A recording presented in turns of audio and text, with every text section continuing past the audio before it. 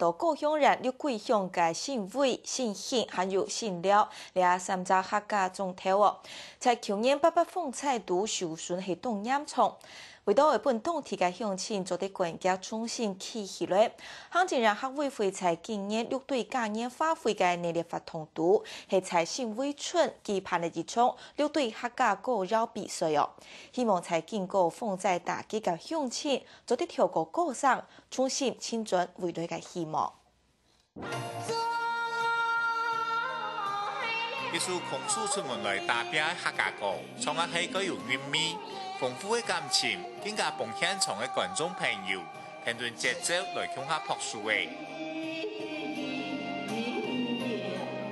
也喺六桂乡喺800太岁以后，举办的第一场6对客家歌谣比赛。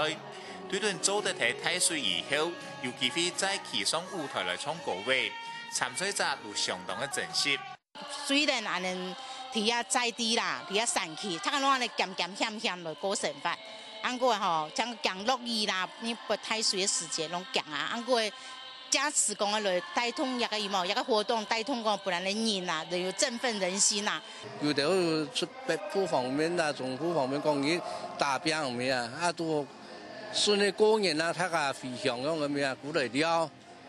他个有团契，有路有歌唱，真係好啊！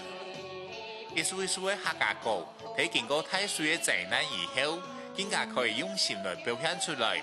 雖然家鄉的重建還需要幾多努力的地方，但是鄉親都相信，只要心都有希望，未來生活一定做得像參賽者唱出的客家歌，越來越好。客家新聞這份子，我同報道。